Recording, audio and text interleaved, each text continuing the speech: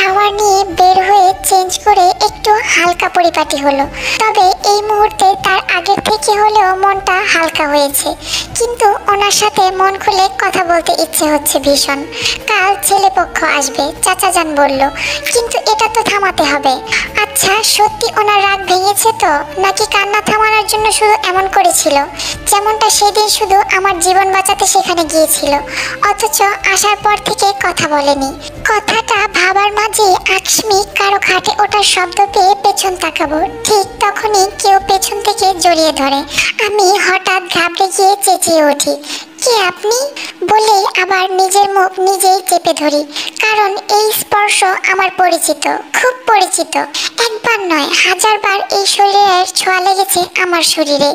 এই আরামপ্রিয় উষ্ণতা, বক্ষের গান কি ভোলা যায়? শতবার যেখানে লজ্জায় মুখ লুকিয়েছি, কিন্তু এগুলো ভাবার মধ্যে আবার ভয় হলো, নতুন কোনো শাস্তি না আবার দেয়। তখন এভাবে বলার পরেও বৃষ্টিতে ভিজেছিলাম। খুদা মালুম, জাংকুকের শরীরের গরম তাপ তের শরীর স্পর্শ করে। এটা জ্বরের কারণে নয়, বৃষ্টিতে ভেজার পর সাধারণত শরীর হালকা গরম হয় সবারই। তের পিঠ জাংকুকের বক্ষ স্পর্শ করে। মনে হয় শাওয়ারটা মাত্রই সেরে শার্টটা কোনো রকম পরে এসেছে, কারণ সবগুলো বোতাম এখনো লাগানো হয়নি। দুজনের নীরবতায় এভাবেই কিছুক্ষণ কাটে। তের কাঁধে জাংকুক চিবুক রেখে চোখ বন্ধ করে আছে। তেও জাংকুকের বুকে এভাবেই পিঠ ঠেকিয়ে চোখ বন্ধ করে চুপ করে আছে। হ্যাঁ, সত্যি খুব প্রশান্তময় এই উপভোগ। এই স্থান বড়ই শান্তিপ্রিয়। নীরবতা কাটিয়ে জাংকুক কোমল কণ্ঠে বলল, খুব বেশি কষ্ট দিয়ে ফেলেছি? তে এবার চোখ খুলে জাংকুকের থেকে নিজেকে ছাড়িয়ে সামনে ফিরতে চাইল, কিন্তু জাংকুক এভাবেই শক্ত করে ধরে আছে। তেকে ফিরতে দিল না। তে বুঝলো জাংকুক এভাবেই থাকতে চাচ্ছে, তাই আর বাড়াবাড়ি করলো না। জাংকুক শান্ত গলায় বলল, খুব বেশি বকে দিয়েছি? অনেক কষ্ট পেয়েছো? তে কিছুই বলল না। উত্তর দাও। তের চোখে জল ছলছল করছে। কথা বলো। তে চোখ মুছে বলল, আপনি খুব বাজেভাবে সবার সামনে অপমান করেছেন, মিথ্যে বলেছেন। জাংকুক এবার তেকে ছেড়ে দিয়ে নিচের দিকে ফিরিয়ে কপাল কুঁচকে তের গালে আলতোভাবে দুহাত রেখে বলল, তুমি আমার থেকে 3 বছর দূরে থেকেছো, যার প্রতিটা মুহূর্ত হিসেব করে দেখো, তোমার দুদিনের থেকে কত হাজার গুণ বেশি হয়। তে এবার জাংকুকের চোখে চোখ রাখে। তের গাল থেকে হাত সরিয়ে চোখ থেকে চোখ অন্যদিকে ফিরিয়ে বলল, এভাবে তাকাচ্ছ কেন? মিথ্যে বলেছি? দেখো, আমার থেকে দূরে গিয়ে তুমি মোটেও ঠিক করনি। যদি আমি পারতাম এই 3 বছরের প্রতিটা মুহূর্ত তোমাকে বাজেভাবে ফিরিয়ে দিতাম, কিন্তু কিন্তু কি পারবেন না, তাই তো জানি আমি, কারণ আপনি আমায় ভালোবাসেন। জাংকুক এবার কপাল কুঁচকে গলা চেঞ্জ করে বলল, তোকে কে বলেছে? আমি বলেছি তোকে আমি ভালোবাসি? আর এইসব আজগবি ভালোবাসা বলতে কি বোঝাতে চাচ্ছিস? একদম মিথ্যে কথা বলবেন না আপনি। তাহলে বিয়ে করেছেন কেন? জাংকুক এবার তের থেকে একটু দূরে সরে গিয়ে মৃদু হাসি ঠোঁটের কোণে লুকিয়ে নীরব গলায় বলল, ফালতু কথা ছাড়, তোকে আমি কেন বিয়ে করতে যাব? জাংকুকের মুখের রিয়েকশন আর অবস্থা দেখে তের বেশ মজার মনে হলো। ঠোঁট কামড়ে হাসি লুকানোর বৃথা চেষ্টা নিয়ে বলল, তাহলে এমন করে আমার কাছে আসেন কেন বারবার? জাংকুক ডোন্ট কেয়ার ভাব নিয়ে বলল, কাছে আসার জন্য কি বিয়ে করা লাগে নাকি? আশ্চর্য। বলে ঠোঁটের এক সাইডে একটু বাঁকালো। তার মানে কি আমি পরপুরুষের সাথে এমন মেলামেশা করছি? তের কথাটা শুনে জাংকুকের মুড মুহূর্তেই চেঞ্জ হয়ে গেল। সঙ্গে সঙ্গে চোখ দুটি লাল হয়ে আসলো। ঘাড়টা একবার দুদিকে ঘুরিয়ে চাপা স্বরে দাঁতে দাঁত চেপে তের কাছে এসে বা গালে এক হাত চেপে শক্ত করে ধরে বলতে লাগলো, মুডটা নষ্ট করিস না, নয়তো তোর জন্য ভালো হবে না। শোন, এই সম্পর্কের মাঝে I mean you and me, এই দুইটা শব্দের মাঝে ম্যারিড শব্দটা কিছুতেই বাধা হতে পারে না। বিয়ে করলেও তুই আমার, না করলেও তোকে আমার কাছেই থাকতে হবে। বুঝলি কি বললাম? এই দুইটা শব্দ কোনো কিছুর জন্য আলাদা হতে পারে না। So two word is two word. তৃতীয় কোনো কারণে যদি এটাকে আলাদা হতে হয়, তবে ওই তৃতীয় জিনিসটাকে আমি মানি না। আর পরপুরুষ শব্দটা আমি ছাড়া পৃথিবীর সব পুরুষের পাশে বসাবি, ওকে? কথাগুলো একটা না বলে থামলো জাংকুক। তে ভাবতেও পারেনি এই হাসি মাখা সুন্দর মুহূর্তটা এভাবে নষ্ট হয়ে যাবে একটা কথার কারণে। সে তো এমনিই বলেছে। জাংকুককে আবারও ভয়ানক মনে হচ্ছে, শরীরটা হালকা ঘামছে। জাংকুক আবারও বলতে শুরু করলো, পৃথিবীতে যতদিন আমি থাকবো ততদিন তোকেও থাকতে হবে, কিন্তু তুই নেই মানে পৃথিবী ধ্বংসাত্মক হয়ে উঠবে। তে মাথায় ঢুকিয়ে নিয়ে ভালোভাবে, নেক্সট টাইম আমার আর তোর মাঝে অন্য কিছু নিয়ে আসলে সেই জিনিসটাই মুছে দেব। এমন কোনো জিনিস নেই যেটার কারণে আমার আর তোর পথ চলা আটকে থাকবে। মাইন্ড ইট, লাস্ট বার বলে দিলাম। কথাগুলো বলে তের গাল থেকে হাতটা সরালো। তের শরীরের কাঁপুনি মুহূর্তেই বাড়ছে ভয়ের কারণে। এতক্ষণ জাংকুকের হাত তের যেই গালে চেপে ধরেছিল জায়গাটা পুরো 4টে আঙ্গুল বসে গেছে, লাল হয়ে স্পষ্টভাবে দেখা যাচ্ছে। জাংকুক সেদিকে তোয়াক্কা না করে খাট থেকে নেমে পাশ থেকে এক গ্লাস পানি মুখে দিয়ে একটু পানি তের দিকে ধরলো। তে 1 সেকেন্ডও দেরি না করে জাংকুকের হাত থেকে গ্লাসটা নিয়ে ঢক ঢক করে একশ্বাসে গিলল। হাতের কম্পনের ফলে গ্লাসটা পর্যন্ত কাঁপছে। কিভাবে একটা মানুষ এতটা ওভার রিয়েক্ট করতে পারে সামান্যতে? জাংকুক তের হাত থেকে গ্লাসটা নিয়ে সজায়গাতে রেখে ফার্স্ট এড বক্স থেকে ছোট্ট একটা পানি জাতীয় ঔষধ এনে একটু হাতে নিয়ে আবারও আগের জায়গায় এসে তের পাশে বসে সেটা গালের ব্যথাতুর জায়গাতে স্লাইড করে লাগিয়ে দিতে লাগলো। তে একবার ঢোক গিলে এই সাইকো লোকটার কাজ দেখছে। ঔষধ লাগানো শেষ করে জাংকুক বিরক্ত কণ্ঠ নিয়ে তেকে বলল, শুধু শুধু কেন মাথাটা গরম করে দিস? তে নিজেকে স্বাভাবিক করার চেষ্টা করে অভিমানী কণ্ঠে বলল, কি এমন বলেছি আমি? এভাবে রিয়েক্ট করার কি ছিল? জাংকুক কথা না বাড়িয়ে তের গলার নিচ থেকে চুলে হাত রেখে আলতোভাবে ছুঁয়ে কপালে পরশ এঁকে দিয়ে বলল, আমি জানি না কি করেছি, শুধু জানি তোমাকে আমার কাছেই থাকতে হবে, এর মাঝে অন্য কিছু নিয়ে আসবে না। তোমার মুখে আমি পরপুরুষ শব্দটা আমার ভেতরে হিংস্রতা নিয়ে এসেছিল, বুঝবে না তুমি। কথাটা শেষ করে তেকে কোলে তুলে নিয়ে দুহাতে জড়িয়ে ধরে কাঁধে থুতনি রাখে জাংকুক। আমি এখন আগের মতো ছোট নেই ভাইয়া। জাংকুক তের গালে নিজের গাল মিশিয়ে বলল, শেষের ভাইয়া শব্দটা বাদ দিবি? আর তুই ছোট নাকি বড় হয়েছিস সেটা আমি বুঝবো, তোকে বলতে হবে না। তে মুচকি হেসে বলল, কেন, বললে কি হবে? আর তাছাড়া কি বলে ডাকবো? সেটা তুই ঠিক করবি, আমি কি জানি। কিন্তু ওটা একদম মুখে নিবি না। মনে নেই সেই প্রথম দিনের থাপ্পড়ের কথা? আবার খেতে চাস? ঠিক বুঝলাম না কিসের কথা বললেন। এখানে যখন এসেছিলি ভাইয়া ডাকার কারণে মার খেয়েছিলি প্রথম। কথাটা বলেই জাংকুক একটু হালকা শব্দ করে হাসলো। তে একটু অবাক হয়, উনি এমন করেও হাসতে পারেন? কি সুন্দর ওনার এই হাসির আওয়াজ। কথাটা ভেবে নিজেও মুচকি হাসলো। একটু আগের সবটা নিমিষে যেন দুজনের দূরত্বতা স্বাভাবিক করে দিল।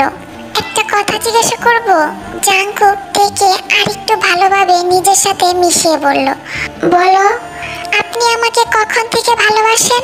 সত্যি বলবেন, একদম মিথ্যা বলা চলবে না কিন্তু। জাংকুক তের গালে ঠোঁট ছুঁয়ে বলল, হঠাৎ এটা কেন মনে হলো? কেনই বা হবে না? এই বাড়িতে প্রথমবার আসার পর আমাকে শুধু শুধু মেরেছেন, এমনকি আমাকে রক্তাক্ত পর্যন্ত করেছেন। শরীরে ব্লেডের দাগগুলো এখনো প্রকাশিত। তারপর আপনি বিদেশ চলে গেলেন, আবার 4 বছর ফিরে এসে হঠাৎ করেই কাছে আসছেন, নিজেই বকাঝকা করছেন, নিজেই যত্ন নিয়েছেন। এসব কিছুর ভিত্তিতে কি আমার মনে এইটুকু প্রশ্ন জাগতে পারে না? জাংকুক তের ছোট হাতখানা নিজের হাতে নিয়ে স্লাইড করতে করতে বলল, তা তো অবশ্যই হতে পারে, কিন্তু উত্তর দেওয়াটা কি খুব জরুরি? অবশ্যই জরুরি, প্লিজ বলুন না। জাংকুক স্মিত হেসে বলল, আমি তোকে ভালোবাসি না। জাংকুকের মুখ থেকে কথাটা শুনে তে একটু নাখোশ হয়ে নিজের হাতটা জাংকুকের হাত থেকে সরিয়ে দিয়ে বলল, আমি যাব, ছেড়ে দিন আমাকে। জাংকুক এবার তেকে আষ্টে পিষ্টে জড়িয়ে ধরে আবারও তের হাতটা নিজের হাতে বদ্ধ করে কাঁধের সাইডের চুলগুলোতে নিজেকে আড়াল করে বলল, রাগ করেছ? দেখো তে, আমি তোমাকে ভালোবাসি না। ভালোবাসা চাইলেই পাওয়া যায় না, ভালোবাসতে অনেক মহৎ হতে হয়, স্যাক্রিফাইস করতে হয়। আমি এসব কিছুই এখন আর পারবো না, তোমার জন্য যেমনটা আরো 15 বছর আগে হয়েছে। আপনি কি আমাকে একটু বুঝিয়ে বলতে পারবেন? সবসময় আপনার কথা আমার বুঝতে অসুবিধা হয়। তোমার বয়স যখন 5-6 তখন থেকে তুমি আমাকে প্রচন্ড জ্বালাতন করতে।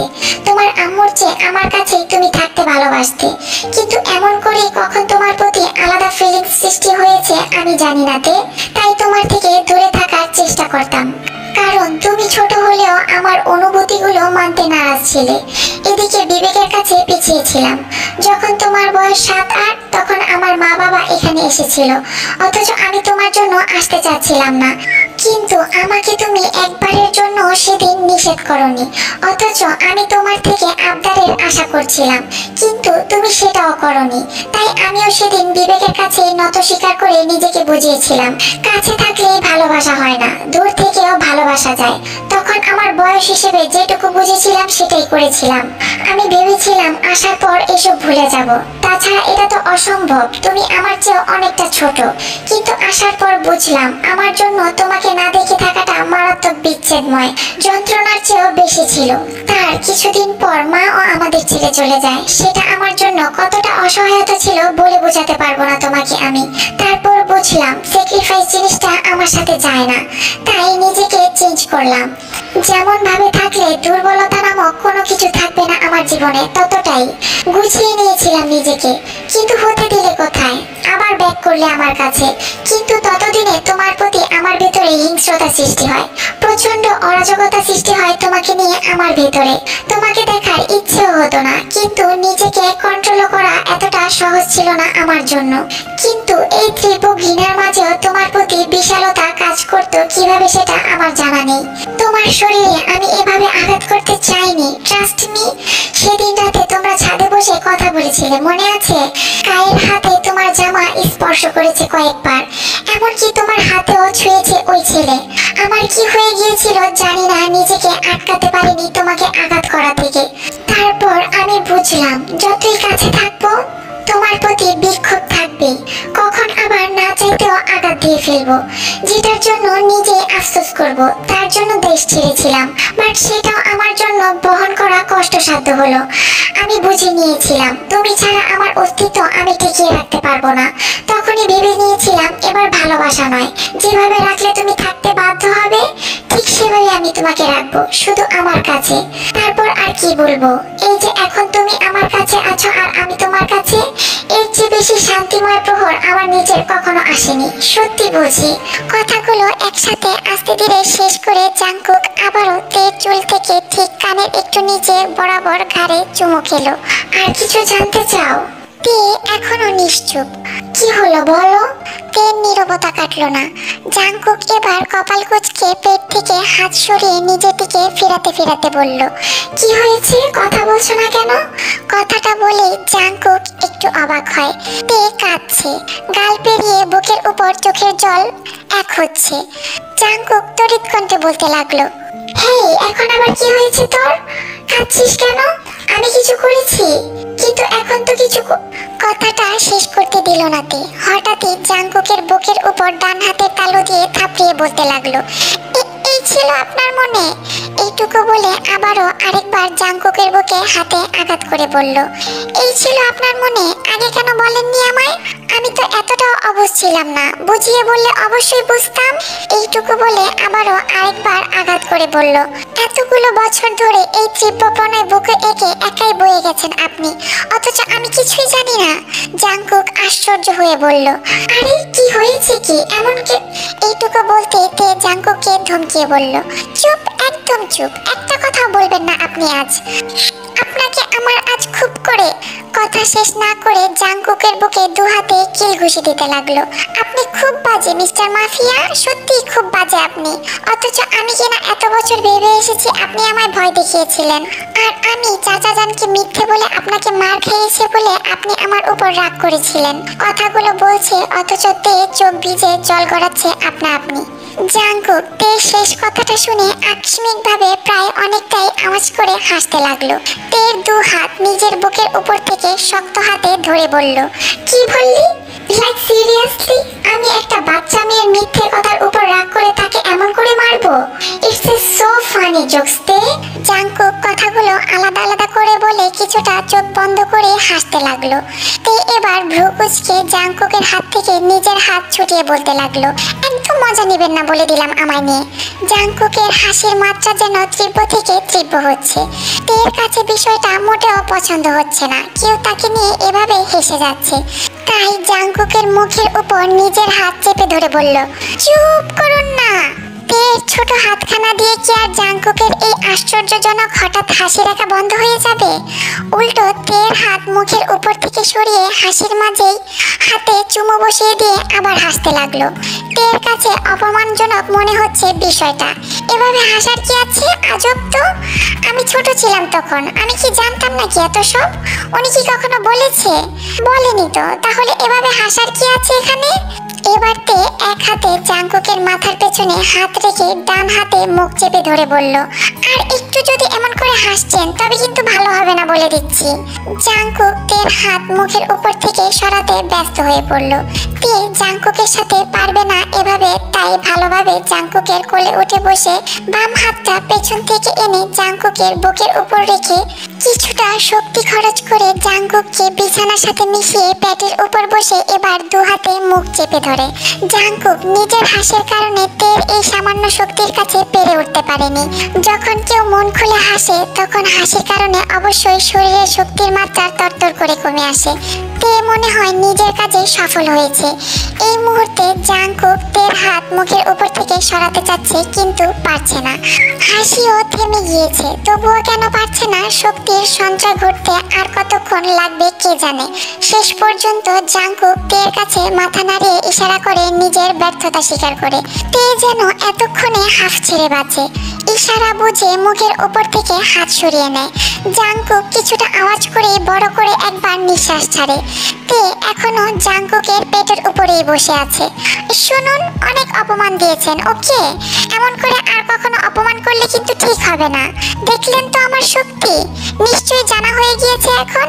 জাংকুক আবারও হাসতে গিয়ে ইচ্ছে করেই নিজেকে আটকায়, দু হাত নিজের মাথার নিচে রাখে। এবার এই মেয়ে নিশ্চিত কামড়িয়ে আমার চামড়া তুলে নেবে। কথাটা ভেবে ঠোঁটের কোণে হাসি লুকিয়ে বলে, রিয়েলি অনেক শক্তি হয়েছে তোর শরীরে? অফকোর্স, নিজেই তো দেখলেন। আবার চেষ্টা করে দেখতে পারি কিন্তু। তে কিছু বলতে যায়, কিন্তু হঠাৎ করে দরজার আওয়াজ পেয়ে দুইজনেই সেদিকে তাকায়। তে শুনলাম তুই নাকি বৃষ্টিতে। আয়ু এইটুকু বলেই থেমে যায়। তে নিজ মায়ের সামনে এমন ভাবে আছে বিষয়টা ভাবতেই চোখ মুখ খিচে বন্ধ করে নেয়। আয়ু এক সেকেন্ডও এখানে না দাঁড়িয়ে দ্রুত পায়ে রুম ছাড়ে।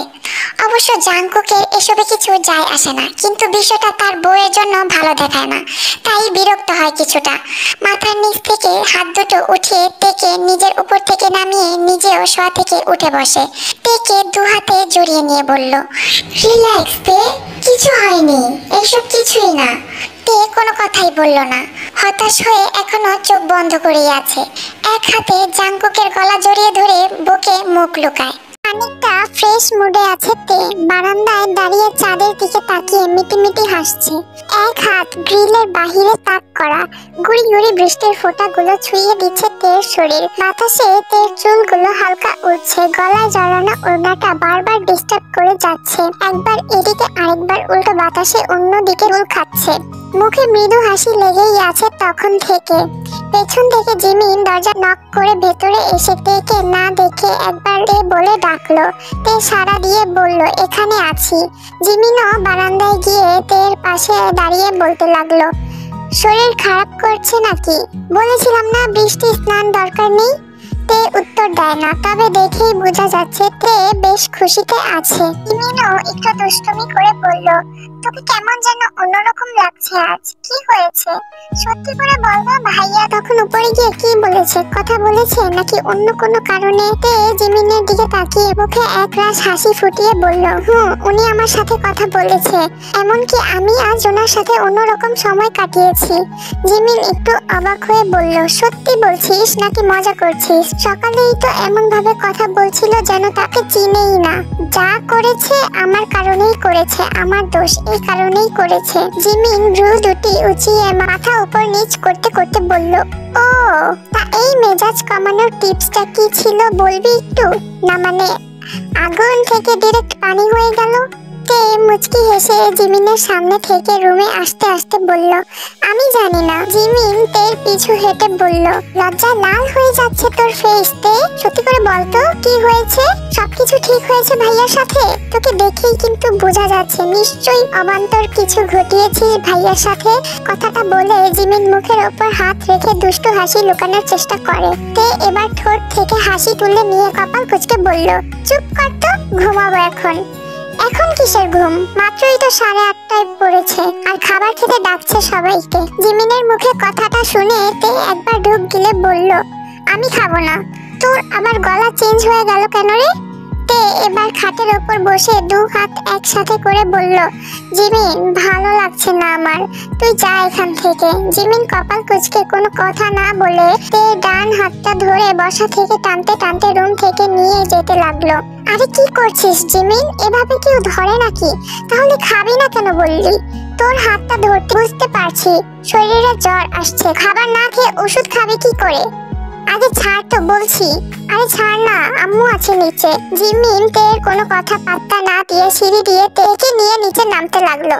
তের গলা শুকিয়ে কাট কাট, নিশ্চয়ই আজকে মার আছে কপালে। তখনকার বিষয়টা মায়ের চোখে পড়েছিল, এর জন্য নিশ্চয়ই চুপ থাকবেন না তিনি। কথাটা ভাবতেই তে আরেকবার ঢোক গিলল। ড্রয়িং রুমে এই মুহূর্তে জেহব আর আরেম বসে টিভিতে নিউজ দেখছেন বিভিন্ন রকম। জিমিন আর তেকে দেখে ভাবছে হয়তো মজার ছলে দুজন এমন করছে। জিমিন কিছুটা জোর করেই তেকে চেয়ার টেনে বসিয়েছে। তে একবার জিমিনকে আস্তে করে বলল, মা কোথায়? এভাবে কেন বলছিস? আগে বল না। আন্টি কিচেনে রেডি করছে। তে একবার কিচেন রুমে চোখ রেখে মাথাটা ঝাঁকিয়ে মাকে দেখে নিল। জিমিন, আমি উপরে চলে যাই, খাবারটা ওখানেই খাবো। তোর আজ কি হয়েছে বলবি? এমন করে ভয় পাচ্ছিস কেন? একটু আগেই তো দেখলাম সবকিছু ঠিক আছে। তে কথা না বলে বারবার কিচেনের চোখ রাখছে। আয়ু হাতে তরকারির বাটি নিয়ে কিচেন থেকে বের হতেই তেকে দেখে কেমন যেন অস্বাভাবিকভাবে নাক কুচকালেন। চেহারা সুরত মুহূর্তেই পাল্টে গেল। তে ভয়ে ঢোক গিলে চোখ সরিয়ে জিমিনের দিকে তাকাতে গিয়ে চোখ যায় উপরে। রেলিং এ 2 হাতে ভর দিয়ে 1 হাত মুঠো করে থুতনিতে রেখে তের দিকে তাকিয়ে মুচকি হাসছে জাংকুক। তে জাংকুকের দিকে তাকিয়ে কিছু ইশারা করলো মায়ের দিকে। জাংকুক বিষয়টা স্বাভাবিকভাবে নিয়ে আগের মতোই দাঁড়িয়ে রইল। এদিকে আকস্মিক আয়ু দ্রুত পায়ে এসে হাত থেকে বাটিটা টেবিলে রেখে তের হাত ধরে চেয়ার থেকে তুলেই ঠাস। আওয়াজ এতটাই জোরে হলো যে টেলিভিশন থেকে চোখ তুলে আলেম সেদিকে তাকিয়ে বোঝার চেষ্টা করলো কি হয়েছে। তোর মতো চরিত্রহীন মেয়ে আমি পেটে ধরেছি, কথাটা ভাবতেই আমার ঘৃণা হচ্ছে। সত্যি করে বলতো, কবে থেকে চলছে এসব? মাথায় কি একটু বুদ্ধি নেই তোর? নাকি চরিত্রটাই নষ্ট করে বসেছিস যাওয়ার পরে? বল। আয়ুর এমন কথাবার্তায় আরেম যে হোক দ্রুত জায়গা ছেড়ে দৌড়ে আসে। কি করছো আয়ু? এমন ভাবে মেয়েটার গায়ে হাত তুললে কেন? এখনো কি ছোট আছে মামুনি? এভাবে হাত তুলে মোটেও ঠিক করনি তুমি। তে গালে হাত রেখে চোখে জল ফেলছে। জিমিন হতবিহ্বল হয়, কিসের জন্য এমন করলো? এই কারণেই বুঝি তে ভয় পাচ্ছিল তখন। কিন্তু কি এমন করেছে? ভাইজান, আপনি জানেন না এই মেয়ে আজ কি করে বসেছে। চরিত্র কতটা নিচে নেমে গেছে এই মেয়ের। যে হোক একটু নিঠুর গলায় বলল, আয়ু তুমি আমার মেয়ের গায়ে হাত তুলে ঠিক করনি, কিন্তু তুমি যে শুধু শুধু এমন আচরণ করবে না সেটাও আমি জানি। কি করেছে ও যে এভাবে হাত তুললে পরিষ্কার করে বলবে একটু? এসব বলতেও আমার মুখে বাজছে। তোমাদের কি বলবো? সকালেই তো স্পষ্ট ভাবে ওই ছেলে বলে দিল আমার মেয়েকে বিয়ে করেনি। নিঃসন্দেহে আমার মেয়ের চরিত্রে পর্যন্ত আঙ্গুল তুলেছে। তবে আমি আজ সন্ধ্যা রাতে কি দেখলাম, ওটা কি ভুল ছিল বলতে? এই মেয়ে আর কি বলবে? ওই চরিত্রহীন ছেলের সাথে নিজেকেও বিলিয়ে দিয়েছে, এটাই তো। ছি, আমার ভাবতেই শরীরে কাটা দিচ্ছে। আমার মেয়েও কখনো এমন কাজ করবে? যে হোক কিছু বলবেন, কিন্তু সেই সুযোগটা হলো কোথায়? হঠাৎ করেই কিছু ভাঙার বিকট আওয়াজে পুরো রুম স্তব্ধ হয়ে পেছনে সিঁড়ির দিকে তাকায়, যেখানে পড়ে আছে ভাঙা কালো রঙের মাটির মূর্তির টুকরোগুলো। জাঙ্কুক 2 হাত মুঠিবদ্ধ করে আছে। ডান হাতের তালু থেকে ফোঁটা ফোঁটা বিন্দু বিন্দু রক্ত পড়ছে। চোখ বেয়ে এক্ষুনি মনে হয় রক্তাশ্রু গড়াবে গালে। কপালের রগগুলো ভেসে আছে, ঘামের হালকা ছিটা কপালের জুড়ে। এই বুঝি সব কিছু ধ্বংস করে দিয়ে নিস্তার হবে, নয়তো কোনো উপায় নেই থামানোর। দেখেই স্পষ্টভাবে বোঝা যাচ্ছে। ভাঙচুরের শব্দ শুনে জিসু, মিনগু, সুগা সবাই নিজেদের রুম থেকে বেরিয়ে এসেছে। জাংকুক দ্রুত পায়ে নিচে নেমে প্রথমেই তের মায়ের সামনে দাঁড়ায়। আয়ুর ভেতরে ভয়ের তুলপাড় নাড়া দিয়ে উঠছে। কিন্তু এই মুহূর্তে সেসব কিছুই কার্যকর নয়। অবশ্য অন্যায় করেছে দুজন, অন্যায়ের কাছে মাথা নত করা যেন উচিত না। তাছাড়া যেখানে তার মেয়েকে নিয়ে প্রশ্ন, সেখানে তো তাকে কথা বলতেই হবে। ভেতর থেকে সমস্ত ভীতু সংকোচ কাটিয়ে মুখ থেকে কিছু বলতে যাবেন, কিন্তু তার আগেই জাংকুক বাম হাতে টেবিলের ওপর থেকে খাবারের সমস্ত কিছু স্লাইড আকারে হাত দিয়ে ফেলে দিয়ে দাঁতে দাঁত খিঁচে কর্কশ স্বরে বলতে লাগলো, ওকে টাচ করার পারমিশন কে দিয়েছে? আয়ুর ভেতরে আবারও একটু ভয় কাজ করতে লাগলো, তবুও বলার চেষ্টা চালালো, এমন ভাব করছো যেন কিছুই করনি তুমি। তাছাড়া আমি আমার মেয়েকে শাসন করছি, তাতে তোমার কি? তোমাকে তো মানুষ করতে পারিনি, তাই বলে আমার মেয়েকেও ছেড়ে দিতে পারি না। অবশ্যই একজন মেয়ের সাথে এমন কাজ করা কি তোমার কাছে স্বাভাবিক? আয়ুর কথা শেষ করতে না দিয়ে জাংকুক বলল, হাজবেন্ড ওয়াইফ কি করবে না করবে সেটা কি অনুমতি নিতে হবে? আচ্ছা, বিষয়টা এমন নয় যে আপনার হাজবেন্ডের সাথে আপনি ফিজিক্যালি রিলেশনে যাওয়ার আগে আপনার মা বাবার পারমিশন নিতে হয়েছে। আই মিন আপনারা সে এটুকু বলতেই পেছন থেকে সুগা বলে উঠলো, হেই জাংকুক, কি বলছিস? মাথা ঠিক আছে? আর কি হয়েছে এখানে আমাকে বলবে? বাবা কি হয়েছে? জাংকুক এমন মিসবিহেভ করছে কেন? আরেম এবার জাংকুকের কাছে এসে বলতে লাগলো, মাথা ঠান্ডা করো জাংকুক, আর এমন কিছু তো হয়েছে যার কারণে আয়ু এমন করছে, আর তুমি এই ধরনের কথা বলতে পারো না বড়দের সাথে। আরেম জানে মাথা গরম করে কথা বললে এই ছেলে বুঝবে না, আর রাগের কারণটাও তার কাছে স্পষ্ট, তাই একটু শান্ত গলায় কথাটা বোঝালেন। জাংকুকের হাত থেকে এখনো রক্ত পড়ছে, ধ্বংসশীল চক্ষু একটু পলকও ফেলছে না আয়ুর ওপর থেকে, এক দৃষ্টিতে তাকিয়ে আছে যেন এটা কোনো আতঙ্ক এই মুহূর্তে সবার কাছে। সুগা জাংকুক আর আয়ুর মাঝে দাঁড়িয়ে বলল, বুঝতে পেরেছি, তেকে বকা দিয়েছে তাই তো? আগে শান্ত হ, পরে কথা বলি সেগুলো নিয়ে। আমার কলিজায় আঘাত দেওয়ার সাহস দেখিয়েছে এই মহিলা, সেদিন এটাকে সেখানেই পুঁতে দেওয়া উচিত ছিল আমার, তাহলে আজ আমার বউয়ের ব্যথা লাগতো না এই মহিলার জন্য। এমন করে কথা বলছিস কেন? আমাদের ছোট মা হয় জাংকুক। জাংকুকের চোখ টুপকে এক ফোঁটা পানি গড়িয়ে ফ্লোরে, মুখ সামলে কথা বল, নয়তো তোর জন্য ভালো হবে না। হেই রিল্যাক্স জাংকুক, কি সব বলছিস? মাথা ঠান্ডা কর। জাংকুক তীক্ষ্ণ দৃষ্টিতে আয়ুর দিকে তাকিয়ে বলল, সবাই কান খুলে শুনে রাখো, তে is my wife, my heart. কেউ কখনো কোনো কারণে একটা কথা আমার বউকে শোনালে এর ফলস্বরূপ বিষাক্ততা নিয়ে আসবে তার জীবনে। কল্পনাও করতে পারবে না জাংকুক কতটা ভয়ঙ্কর। So be careful all members, it's my last warning. কথা শেষ করে জাংকুক তের সামনে গিয়ে একটু মাথাটা নুইয়ে চোখ মুছে দিতে লাগলো। কষ্ট হচ্ছে, তে হেঁচকি তুলে কেঁদেই যাচ্ছে। তের এই চোখের জল জাংকুকের রাগ দীর্ঘ করে তুলেছে। জাংকুক আরেকবার মাথা ঘুরিয়ে আয়ুর দিকে তাকিয়ে ঠোঁট জোড়া বাঁকা করে ডেবিল হাসে, কিন্তু কিছু বলে না। জাংকুকের এই নীরবতার অর্থ কি অন্য কিছু বোঝায়? জাংকুকের এই চাহনির অর্থ কি এই পর্যন্তই শেষ, নাকি অন্য কিছুর পূর্বাভাস?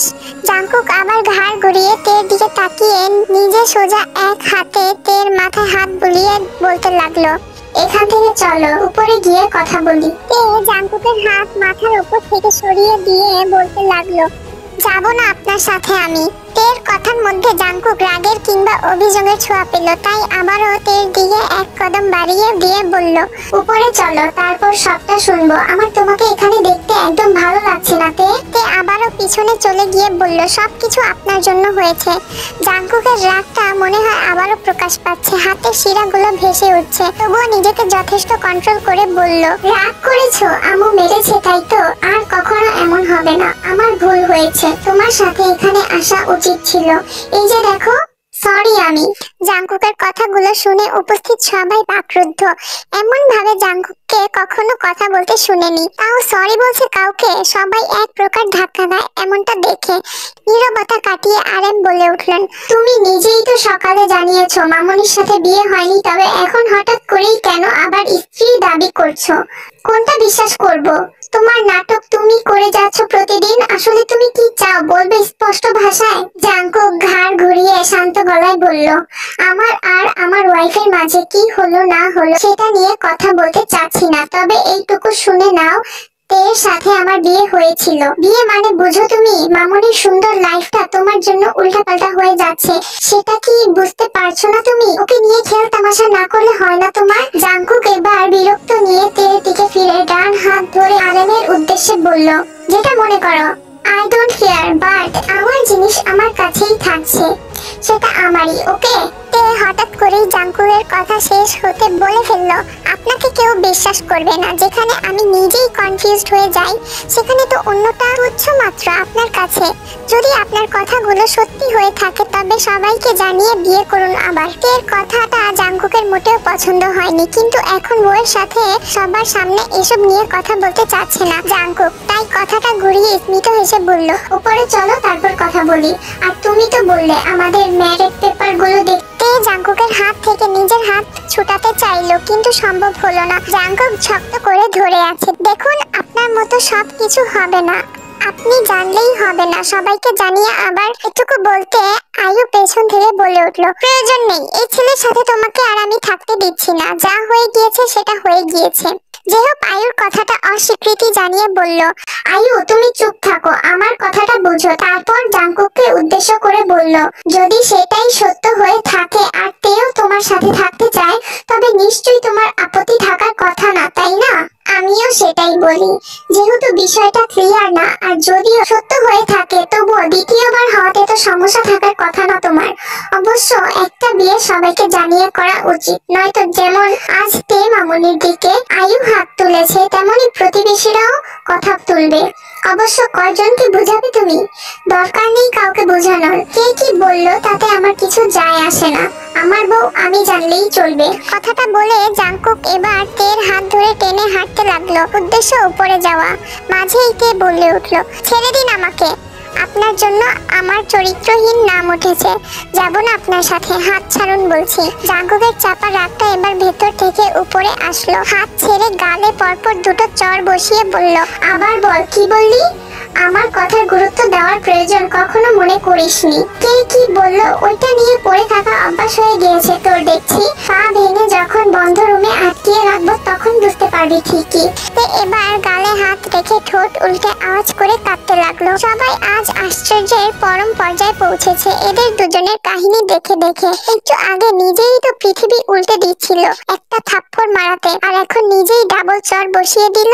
এসব কিছু না, জাঙ্কুকের ধৈর্যের বাঁধ ভাঙে। এই মেয়ে জীবনেও বুঝবে না তাকে। কর্কশ গলায় বলল, তোর বিয়ে চাই তাই তো? তে এবার কান্না থামিয়ে বলল, আমিও চাই আমার বিয়েটা যেন খুব বড় করে হোক, সবাই জানুক, সবাই দেখে দেখে বলুক জাঙ্কুক আর তে পারফেক্ট কাপল। এর কথাগুলো এই মুহূর্তে নাকা মনে হচ্ছে জাঙ্কুকের কাছে। আমার কথার চেয়ে তোর কাছে তোর ইচ্ছের গুরুত্ব বেশি তাই তো? ঠিক আছে, বিয়ে করব, কিন্তু সেটা এই বাড়িতেই হবে, তবে তাও মাত্র 5 দিনের মধ্যে। রাজি? নয়তো যা ইচ্ছা কর, আমার দেখার বিষয় না। আশ্চর্য, 5 দিনে বিয়ে কিভাবে হবে? বললেই হয়ে যায়। আমি তোমাকে নয়, এই মেয়েকে জিজ্ঞেস করছি। আরেম চুপসে যায়। সব সময় মুখের উপর কথা না বললে হয় না এই ছেলের। তে মনে হয় নিজের আকাঙ্ক্ষিত চারটা হাতে পেয়ে গিয়েছে। যেটা স্বপ্ন এতদিন ধরে বনে এসেছে সেটা সত্যি হতে চলেছে। সেটা অল্প দিন হলে অল্প হোক, তাতে সমস্যা কি? সবাই তো অন্তত জানবে মিস্টার জিওন জাঙ্কুকের ওয়াইফ তে। কথাটা ভাবতেই মুখে উজ্জ্বলতার ছোঁয়া আসে। আমি জানি উনি রাগ করে বলছেন, কিন্তু পরেরটা পরে দেখা যাবে। আর উনি কতক্ষণই বা রাগ করে থাকতে পারবেন? নিশ্চয়ই কয়েক ঘন্টা মাত্র, তাতে কি হয়েছে? জাঙ্কুক কপাল কুঁচকে বলল, বলবি কিছু? আমি গেলাম, তোর বিয়ে নিয়ে তুই থাক, যার সাথে ইচ্ছে বিয়ে কর, আমার সামনে আর কখনো আসবি না। কথাটা বলেই জাঙ্কুক সামনে হাঁটা ধরলো। তে পেছন থেকে ডেকে বলল, ঠিক 5 দিন, সমস্যা নেই। এর কথাটা জাঙ্কুকের রাগের গতিসীমা আরো বাড়িয়ে দিল। একবারও পেছনে না ফিরে না তাকিয়ে হনহন পায়ে 2 হাত মুঠোবদ্ধ করে উপরে উঠে নিজের রুমে ঢুকে দরজাটা ঠাস করে বেশ খানিকটা আওয়াজ করেই আটকালো। সবার দৃষ্টি জাঙ্কুকের দিকেই ছিল এতক্ষণ।